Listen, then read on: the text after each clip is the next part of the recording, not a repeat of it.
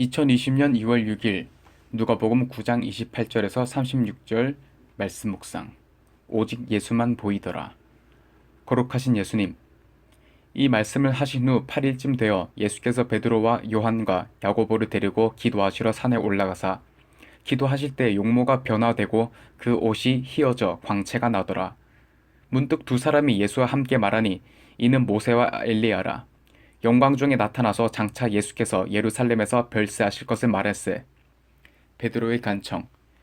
베드로와 및 함께 있는 자들이 깊이 졸다가 온전히 깨어나 예수의 영광과 및 함께 선 두 사람을 보더니 두 사람이 떠날 때 베드로가 예수께 여짜오되 주여 우리가 여기 있는 것이 좋사오니 우리가 초막 셋을 쥐되 하나는 주를 위하여 하나는 모세를 위하여 하나는 엘리야를 위하여 하사이다 하되 자기가 하는 말을 자기도 알지 못하더라. 택함을 받은 자. 이 말을 할 즈음에 구름이 와서 그들을 덮는지라. 구름 속으로 들어갈 때 그들이 무서워하더니 구름 속에서 소리가 나서 이르되 이는 나의 아들 곧 택함을 받은 자니 너희는 그의 말을 들으라 하고 소리가 그침에 오직 예수만 보이더라. 제자들이 잠잠하여 그 본 것을 무엇이든지 그때에는 아무에게도 이르지 아니하니라.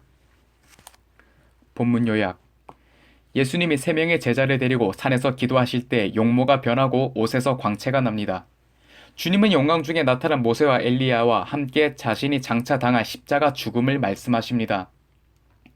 이에 베드로가 초막을 짓겠다고 말할 즈음에 구름 속에서 음성이 들리는데 소리가 그친 뒤에는 오직 예수님 한 분만 보입니다. 본문 해설. 거룩하신 예수님. 예수님은 자신의 겪을 고난과 죽음, 부활에 대해 제자들에게 말씀하신 후 8일쯤 되는 날에 베드로와 요한과 야고보를 데리고 기도하러 산에 올라가십니다. 기도하시는 중에 예수님의 용모가 변화되는데 이는 순결하고 흠 없이 세상에 오신 예수님이 모든 유혹을 물리치시고 거룩을 이루신 것을 뜻합니다. 이때 율법의 대표인 모세와 선지자의 대표인 엘리야가 나타나 예수님의 죽음에 대하여 말하며 예수님의 율법과 선지자를 모두 성취하심을 증거합니다. 주님은 십자가를 질 날이 가까워 오는데도 제자들을 양육하고자 이렇게 본을 보이십니다. 이 같은 주님의 사랑과 성실을 본받을 때 나의 삶도 거룩을 향해 한 걸음씩 나아가게 됩니다. 1번 질문. 내 인생의 목적은 행복입니까? 거룩입니까? 내가 주님의 사랑과 성실하심을 따라 본을 보여야 하는 가족과 지체는 누구입니까? 베드로의 간청. 깊이 졸던 베드로는 예수님이 모세와 엘리야와 함께 죽음에 대해 논하실 때 잠에서 깨어납니다. 그리고 주님과 모세와 엘리야를 위해 초막을 짓겠다고 하죠. 예수님은 계속해서 십자가에서 죽어야 구원과 부활이 있다고 하시는데 베드로는 오히려 예수님이 십자가 지시는 것을 방해합니다. 예수님이 이 세상에 오신 목적은 영혼 구원입니다. 그런데 주님의 관심은 아랑곳 없이 천상의 존재들인 모세와 엘리야의 모습에 취한 베드로는 여기 있는 것이 좋사오니 라고 합니다. 주님은 우리에게 생명을 주고자 계속해서 하늘에 밀이 되어 죽어지고 썩어지라고 말씀하시는데 베드로처럼 세상에서 편하기만을 구하면 사명을 감당하지 못합니다. 2번 질문. 나는 세상의 어떤 모습에 넋을 잃고 여기 있는 것이 좋사오니 라고 하고 있습니까?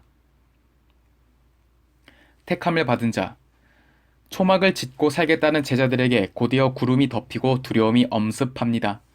그러나 예수님은 여전히 분별하지 못하는 제자들을 정죄하지 않으시고 오직 자신만이 메시아 되심을 증거하십니다. 이후 예수님을 그들이 본 것을 자신이 십자가에서 죽으시고 부활할 때까지 전하지 말라고 하십니다.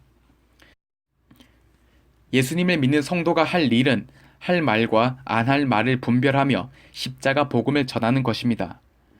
우리는 택함받은 자로서 예수님을 만난 영광이 크기 때문에 감당해야 할 고난도 큽니다.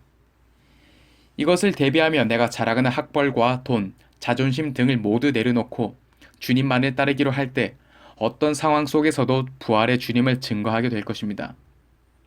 3번 질문. 현재 나의 상황에서 주님만을 바라보지 못하게 방해하는 것은 무엇입니까?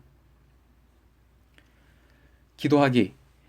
흠도 죄도 없으신 주님, 죄 많은 저 때문에 낮고 낮은 모습으로 이 땅에 오셔서 십자가에 못 박히심으로 죄사함의 길을 열어주시고 부활하심으로 천국을 보여주심에 감사합니다. 그럼에도 여전히 세상에 좋아하는 것이 많은 저를 불쌍히 여겨 주옵소서. 오직 주님만을 사모하는 인생을 살 수 있도록 이끌어 주옵소서.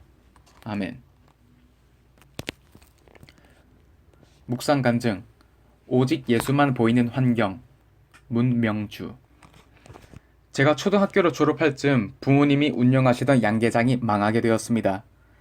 그 뒤 아버지는 매일 술을 드시고 너 때문에 망했다며 밤마다 저를 때리셨죠. 그때부터 저는 저에게 잘해주는 사람에겐 집착하게 되었고 저만 위로해 줄 것 같은 남편과 결혼을 했습니다. 그러나 아버지보다 더 폭력적이신 시아버지의 알코올 의존증과 의처증으로 다시 지옥을 살게 되었습니다. 여기 있는 것이 좋사오니 하며 초막을 지으려는 베드로처럼 살기 위해 스스로 교회에 나갔으나 오직 시아버지의 병이 고쳐져 제가 편안히 살게 되기만을 바랬습니다.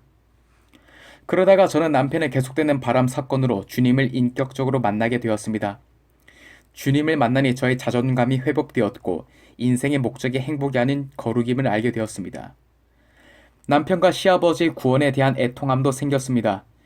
이후 시아버지가 주님을 영접하고 천국에 가시는 기쁨과 남편의 교회에 나와 세례를 받고 간증하는 은혜를 누리게 되었습니다. 그러나 삶의 문제가 해결되자 하나님이 말씀보다는 저의 생각과 뜻대로 살고자 하는 마음이 올라왔습니다. 여전히 행복하게 사는 것만 꿈꾸는 저를 주님은 남편의 알코올 의존증이라는 구름으로 덮으시고 두려워 떨고 있을 때 너는 내 것이라고 말씀해 주셨죠. 남편은 알코올 중독으로 18번이나 병원에 입원, 퇴원하기를 반복했습니다. 처음에는 남편의 병이 낫기만을 바라며 내 힘으로 고쳐보겠다고 부단히 애를 썼으나 남편은 치유되지 않았습니다. 그렇게 제 힘이 빠진 뒤에야 비로소 저는 내가 할 수 있는 것이 아무것도 없다는 것을 깨닫고 주님만 바라보게 되었습니다. 그리고 같은 마음으로 기도해주는 공동체 지체들의 사랑과 헌신으로 함께 울고 웃으며 고난을 통과하게 되었습니다. 여전히 남편의 알코올 의존증은 치유되지 않고 있습니다. 하지만 20여 년이 지나오면서 이제는 제 마음이 변했습니다. 그래서 남편이 술을 마셔도 두려워하지 않고 담담히 받아들이게 되었습니다. 저희 가치관을 바꾸시고자 하나님이 허락하신 환경임이 인정되기에 불평하지 않게 된 것입니다. 이전에는 제가 수치를 당하게 될까봐 두려웠지만 이제는 오직 예수님만 보일 수 있는 너무나 좋은 환경으로 여겨집니다. 실제로 힘든 환경에 있는 직장 동료에게 저의 삶을 나누자 동료는 힘을 얻고 살아갈 소망이 생겼어라고 말하기도 했습니다. 이처럼 저는 남편 덕분에 하나님의 사랑을 알게 되어 인생의 방황을 끝내고 주님의 음성을 듣게 되었습니다. 그러나 남편은 교회에 나오지도 않고 성경 말씀을 들으려고도 하지 않습니다. 때로는 지치고 힘들어서 남편의 영혼 구원을 포기하고 싶을 때도 있지만 끝까지 인내하며 말씀대로 살기를 소망합니다.